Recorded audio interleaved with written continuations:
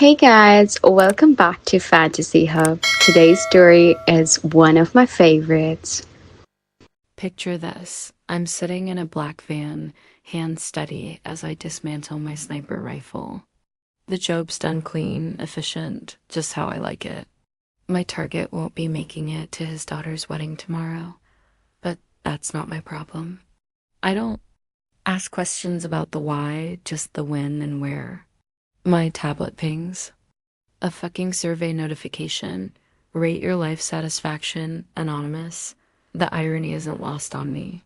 I've just ended someone's life, and now some algorithm wants to know how I'm feeling about mine. I stare at the screen for a moment, then click. It 1 star, strongly dissatisfied, no comment needed. The next morning, there's an email in my inbox. Volunteer opportunity, Sunrise Community Center. I almost delete it, must be some data mining bullshit from that survey, but something makes me pause. Maybe it's the word sunrise. When you live in perpetual darkness, even the promise of dawn sounds appealing. I show up at the community center. 3 days later, telling myself I'm just scoping out the neighborhood. It's a cover story I don't even believe. The building's all warm brick and painted murals. The kind of place that screams, good people do good things here. Everything I'm not. I'm leaning against the doorway, still deciding whether to bolt when she appears. Michelle, though I don't know her name yet, just that she's walking toward me with a clipboard and a smile that could power the whole dam. Block, you here to help or just look dangerous? She says, and I swear my pulse spikes like I'm back in the field. Wrong. This one's all wrong for a mark. Too open, too genuine. The kind of person who probably apologizes to furniture when she bumps into it. Help, I manage, though my voice sounds rusty from disuse. When's the last time I've talked to someone who wasn't giving me orders or begging for their life? She hands me the clipboard, and when our fingers brush, I get this electric jolt. Not sexual, though, there's that too, but something deeper. Like recognition, like coming home to a place I've never been. I'm Michelle, she says, and you are Kennedy. The truth slips out before I can stop it. I never used my real name, ever. Well, Kennedy, welcome to Controlled Chaos. Hope you're ready to get your hands dirty. If only she knew. The first day, she has me organizing donations. Clothes, books, toys, remnants of lives lived by people who still believe in goodness. I'm folding a child's sweater when Michelle appears beside me. You're good at this, she observes, watching me create perfect, military-precise stacks. Ever consider not being a criminal? I freeze. My hand instinctively moves toward the knife concealed in my boot. But then she laughs light, musical, completely unaware she's just asked the most dangerous question of her life. She's joking. Of course she's joking. I force a smile, but my heart's hammering like I'm in a firefight. Criminal? Do I look like a criminal? Honey, you move like a predator and your eyes never stop scanning exits. Either you're ex-military, currently military, or you've done things that would make most people lose sleep. Christ, she's observant. I should be concerned, but instead I'm impressed. An attraction, real attraction, hits me like a sucker punch. Ex-military, I lie smoothly. It's not entirely false. I did serve before I went private sector. Before. I started killing for money instead of country. Thought so. My brother's the same way. Can't sit with his back to a door, sleeps with a gun under his pillow. PTSD's a bitch. Her brother. I file that information away, though I don't know why. Occupational hazard, I guess. That night, my handler calls. Vincent's voice crackles through the burner phone. New target, Daniel Reyes, 48 hours. I'm already reaching for my laptop to research the mark when he continues. This one's personal for the client. Reyes has been talking to the wrong people. About the wrong things. Make it messy. Send a message. I don't do messy. You do now. Payments double. Double. That's retirement money. Enough to disappear forever, maybe find a place where the sun actually shines. Send me the file. The next morning, I'm back at the community center, pretending to be someone who cares about food insecurity and literacy programs. Michelle's wearing a yellow sundress that makes her look like she's captured sunshine itself. She's explaining the meal distribution schedule when her phone buzzes. Sorry, that's my brother. He worries when I don't check in. She types quickly. Still alive, still helping strangers. Love you too, Danny. Daniel. The name hits me like a physical blow. Your brother's name is Daniel? I ask, trying to keep my voice casual. Yeah, Daniel Reyes. He's complicated. But he's family. The phone nearly slips from my hand. Daniel Reyes, my target. The man I'm supposed to kill in less than 48 hours. The universe has a sick sense of humor.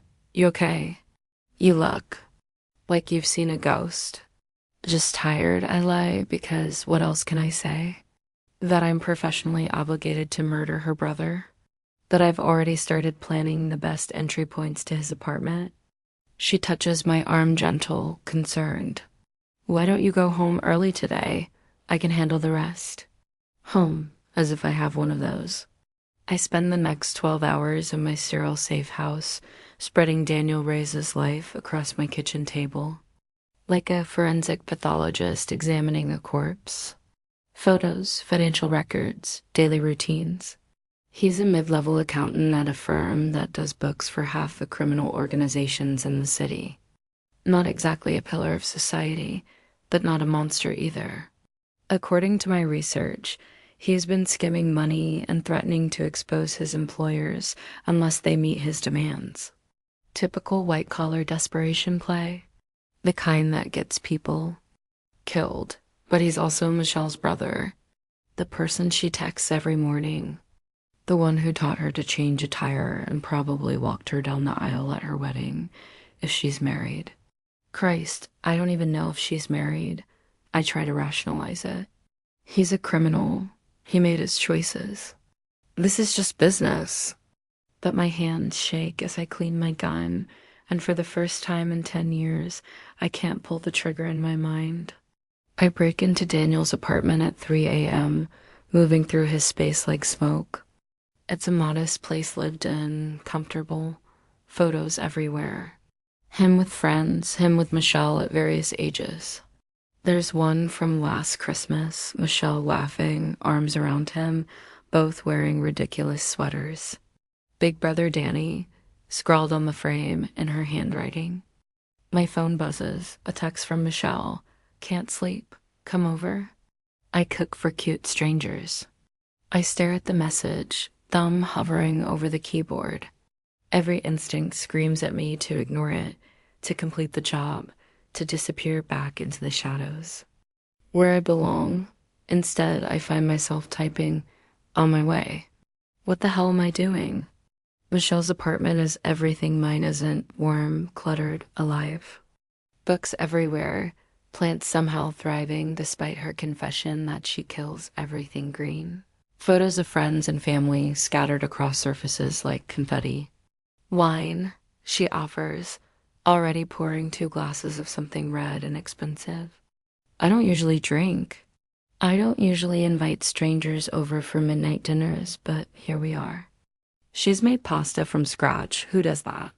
And the smell fills her kitchen with something that feels dangerously close to home. We eat in comfortable silence, stealing glances at each other across the small table. You're not who you say. You are you? She asks suddenly, and my blood runs cold. What do you mean? I mean, you fold clothes like you're preparing for military inspection. You never sit facing away from the door, and you've memorized every exit in every building we've been in together. Plus, you have calluses on your hands that don't come. From desk work. Shit. She's good. Too good, like I said. Ex-military. She doesn't look convinced. And what do you do now? Freelance security consulting. It's not entirely a lie. I do consult on security, specifically how to get around it. Must be dangerous work, sometimes. She reaches across the table, covers my hand with hers. Her skin is soft, warm, everything. Mine isn't. I'm not judging, Kennedy. We all have our secrets. I just ... I like you. And I can tell you're carrying something heavy. I could have killed her then. Should have. It would have been easy knife to the carotid, quick and clean. But her hand was on mine, and for the first time in years, I didn't want to be the monster. Instead, I kissed her. She melted into it, and I tasted wine and hope, and everything I'd forgotten existed. When I pulled back, there were tears in my eyes. Your brother's in danger, I whispered. What are you talking about? Michelle's voice is sharp now, all warmth evaporated. I want to tell her everything. That I'm the danger. That I've been hired to kill the person she loves most in the world. That I've spent the last week falling for her while planning to destroy her life. But I can't. Not yet. He's mixed up with some bad people. Really bad people. He needs to disappear. For a while. How do you know this? I can't explain. But you have to trust me. She stands up, paces across the kitchen. This is insane. You're some stranger I met at a community center, and now you're telling me my brother's life is in danger? Yes. And I'm supposed to just trust you? Yes. She stops pacing, studies my face. Whatever she sees there must convince her because she nods slowly. What do? Like we're a team. Like she's choosing me over logic, over safety, over everything that makes sense. Get him out of town. Tonight. Don't tell anyone. Where you're going. What about you? I have to take care of some things. I leave Michelle's apartment at 4 a.m., her taste still on my lips and her trust burning in my chest like acid. I call Vincent from a payphone 6 blocks away. It's done, I lie. Good? Clean? Very. Body won't be found for days. Excellent. Payment's already in your account. I hang up and immediately call another number, one I haven't used in 5 years. Marcus? It's Kennedy. I need a favor. Marcus owes me. I pulled him out of a Bangkok prison 2 years ago, and he's been clean. Ever since. Runs a legitimate security company now, helps people disappear when they need to. Jesus, Kennedy, do you know what time it is?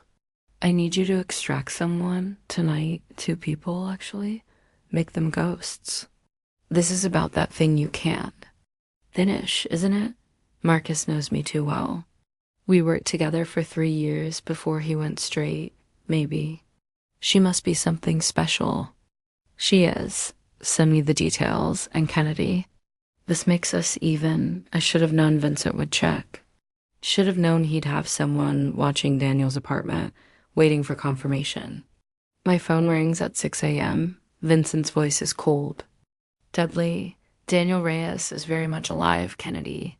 Alive and currently packing a suitcase? Shit. I don't know what you mean. Cut the bullshit. You've gone soft. Over what? Some pussy? Watch your mouth. Or what? You'll kill me like you. Killed Daniel. Oh, wait, you didn't. I can hear the smile in his voice. The predator recognizing wounded prey. Here's what's going to happen, he continues. You're going to finish the job tonight, and to make sure you don't get any more romantic notions, I'm going to hold some insurance. What kind of insurance? The kind with pretty brown eyes and a hero complex. My blood turns to ice. If you touch her, you'll what? You're in no position to make threats. Warehouse District, Pier 47, midnight. Come alone, or she dies slow. The line goes dead. I have 18 hours to prepare for a war I can't win. Vincent's got resources I don't, men, weapons, money. He's also got Michelle, which means he's got everything that matters. I spend the morning acquiring weapons. Not the surgical tools of my trade, but the blunt instruments of massacre. Assault rifles, grenades, enough ammunition to level a city. Block. Then I make a call I never thought I'd make. Danny, it's Kennedy, Michelle's friend. She told me about you. She also told me I was supposed to disappear. Change of plans. I need your help. With what? Getting her back. Silence on the other end. Then, who has her? The people who wanted you dead? Jesus Christ, this is my fault. Yes, it is. But right now, blame doesn't matter. Helping me does. What do you need? Everything you know about Vincent Morrison's operation. Locations, personnel, security protocols. You're talking about going to war with the most dangerous man in the city. I'm talking about saving your sister. Another pause. Send me your location. I'll be there in an hour. Daniel Reyes arrives at my safe house, looking exactly like Michelle, same eyes, same stubborn jaw, same way of moving that suggests hidden strength. He's carrying a briefcase and wearing the expression of a man who's accepted his own death. She really cares about you, he says without preamble. I care about her too, enough to die for her, enough to kill for her. He nods, opens the briefcase. Inside are documents, photographs, USB drives, everything he's been using to blackmail Vincent's organization. This is why they want me dead. Financial records, client lists, details about every dirty deal they've made in the past 5 years. Why didn't you just give it to them? Because once I do, Michelle becomes a liability. She knows too much about me, about what I do. They'll never let her live. He's right. I knew it, but hearing it aloud makes it real. So what's the plan? He asks. I go in alone, create enough chaos to get her out. And then I die and you take her somewhere safe. That's not a plan. That's suicide. It's the only way. He studies me for a long moment.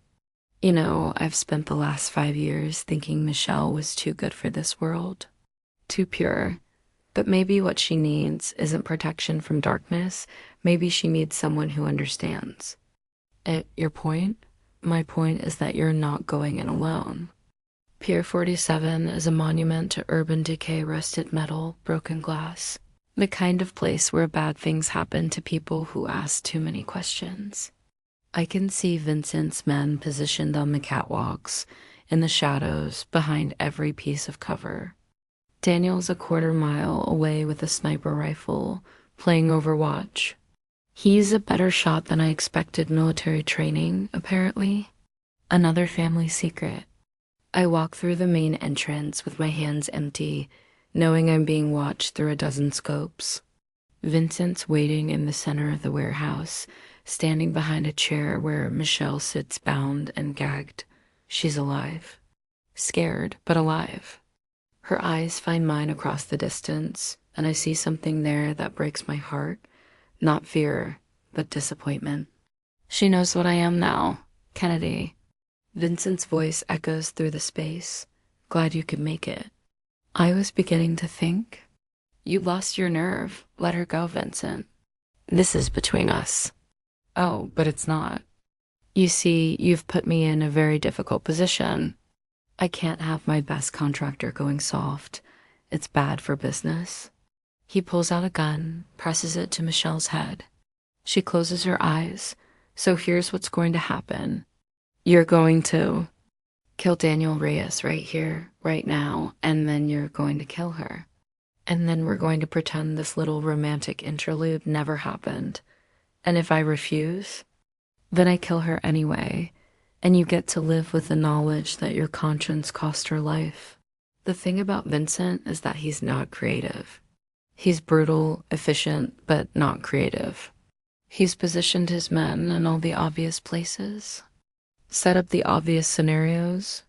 He's not expecting Daniel to put a bullet through the overhead lights, plunging the warehouse into darkness. He's not expecting the flashbang grenades I've hidden around the perimeter. And he's definitely not expecting me to be wearing night vision goggles under my sunglasses. What follows isn't a gunfight, it's a massacre. I move through Vincent's men like a ghost, cutting them down with surgical precision. Each shot is personal, each death a small payment against the debt I owe Michelle. Daniel's rifle cracks from his perch, dropping the snipers with headshots before they can adjust to the darkness. He's good better than good. In another life, we might have been partners. Vincent still got Michelle, using her as a human shield while he screams orders at men who can't hear him over the gunfire. I'm stalking him through the maze of containers and machinery, closing the distance inch by inch. Kennedy. His voice is strained, desperate. I know you're out there. Show yourself, or I put a bullet in her brain. I step into the open, weapons lowered. I'm here. Drop your guns. I do. They clatter to the concrete floor, echoing in the sudden silence. You really thought you could go against me? Me? I made you, Kennedy. I gave you purpose, money, a reason to exist. And this is how you repay me? By choosing love over murder? Yeah, I guess it is. Love. He spits the word like it's poison. Love makes you weak, makes you stupid, makes you... The knife slides between his ribs before he can finish the sentence. Michelle's knife, she'd been sawing through her bonds while he was monologuing. Vincent staggers, looks down at the blade protruding from his chest. You ... you bitch ... That's for threatening my girlfriend, Michelle says, and kicks him in the knee. He goes down hard, gun skittering away across the floor. I'm beside Michelle. In seconds, cutting the rest of her bonds, checking for injuries. Are you okay? Are you hurt? I'm fine. Kennedy, what is this? What are you? I look into her eyes, see the woman I've fallen in love with staring back at me. But there's something else there now, knowledge, understanding, fear. I'm a killer, Michelle. A professional killer, and I was hired to murder your brother. She processes this information with the same calm efficiency she uses to organize food drives. Were you going to do it? I don't know. I thought I was. But then I met you and everything changed. So you chose me over the job. I chose you over everything. Vincent dies slowly, bleeding out on the warehouse floor while Michelle and I hold each other in the darkness.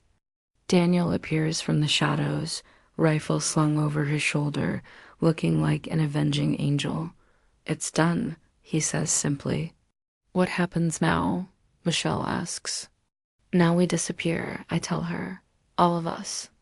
Vincent's organization won't just forget about this. They'll come looking for revenge. So we run? We run. She nods, accepts this new reality with the same grace she's shown everything else.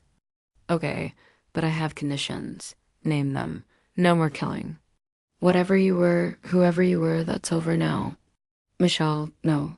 If we're going to do this, if we're going to be together, then you have to choose. The woman you love or the killer you were, you can't be both. She's right. I've known it since the first moment I saw her, but she's right. Okay, I whisper, no more killing. Promise me, I promise. She kisses me then, fierce and desperate, and full of hope. When we break apart, Daniel's watching us with something that might be approval. So where do we go? He asks. I know a place, I tell them. Somewhere we can start over. Costa Rica. Who knew paradise could be so fucking humid? We're living in a small house on the beach, far from everything that used to matter. Daniel's teaching English to local kids. Michelle's running a small clinic for the village. I'm learning to be someone new. You're terrible at this, Michelle says, watching me attempt to repair a broken fence post. She's wearing a sundress and flip-flops, her hair bleached lighter by the sun. I'm learning. You've been learning for 6 months. Maybe it's time to admit you're just bad at construction. I'm good at destroying things. Construction is the opposite of that. She laughs, comes over to kiss my cheek. For a trained killer, you're surprisingly useless at practical skills. I can kill a man with a paper clip, but you can't fix a fence. Different skill sets. We work in comfortable silence, her hands guiding mine as we secure the post. Her skin is warm from the sun, and she smells like coconut oil and possibilities. Do you miss it? She asks suddenly. What? The adrenaline. The danger. The ... purpose. I consider lying, but Michelle deserves honesty. Sometimes. When I wake up in the middle of the night and reach for a gun that isn't there. When I hear a car backfire and drop to the ground. When I see a stranger approaching and my first instinct is to calculate kill shots. But then I remember that I wake up next to you. That you know everything I've done, every life I've taken, every sin I've committed ... and you stay. She captures my hand, brings it to her lips. I stay because I love who you're becoming, not who you were. And who am I becoming? Someone who builds things instead of destroying them. Someone who protects instead of hunts. Someone who chooses love over fear. That night, we sit on the beach, watching the sunset paint the sky in shades of hope. Daniel's building a fire, humming something under his breath. Michelle's head is on my shoulder, her breathing slow and peaceful. I have a confession, she says quietly. What? I knew what you were before you told me. I stiffen. What do you mean? I mean, I've been around dangerous people my whole life. Danny's work, my ex-husband's connections, I know how to recognize predators. You were different, though. You were a predator trying to be prey. Why didn't you say anything? Because I wanted to see what choice you'd make. Whether you'd choose the killer or the woman. And you chose me. Even when it cost you everything, the fire crackles, sending sparks into the darkening sky. Somewhere in the distance, music drifts from the village guitars and laughter and the sound of people living without fear. Do you think we can really make this work? I ask. What? This life? This place? Us, all of it. Michelle tilts her head to look at me, and in her eyes I see the same thing I saw that first day at the community center: recognition, acceptance, home. I think redemption isn't about erasing what you've done, she says.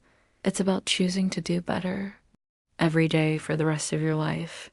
And if I slip, if the old Kennedy comes back, then I'll be there to remind you who you really are. I kiss her then, soft and slow, tasting salt air and second chances. When we break apart, she's smiling. Besides, she adds, I know where you keep your knives now. I'm not completely helpless. Noted. We sit in comfortable silence, watching the last light fade from the sky. Tomorrow, Michelle will treat patients who can't afford doctors. Daniel will teach children words in a language that represents hope and opportunity. I'll probably break something else while trying to fix it. But tonight, for the first time in my life, I'm exactly where I belong. Kennedy? Michelle's voice is sleepy, content. Yeah, thank you. For what? For choosing me. For choosing this. For proving that even killers can learn to love. I don't answer, can't answer, because my throat is tight with emotions I still don't know how to process. Instead, I hold her closer, listening to the rhythm of her breathing, the crash of waves against the shore, the sound of a life lived in the light. Turns out redemption isn't a clean slate. It's waking up next to someone who knows every dark corner of your soul and chooses to love you anyway. It's building fences instead of digging graves. It's learning that the most dangerous thing you can do isn't kill, it's hope. And for the first time in my life, I'm not afraid of hope. Love, it turns out, is the only hit that ever mattered, the only one that changes everything. The only one that brings the dead back to life.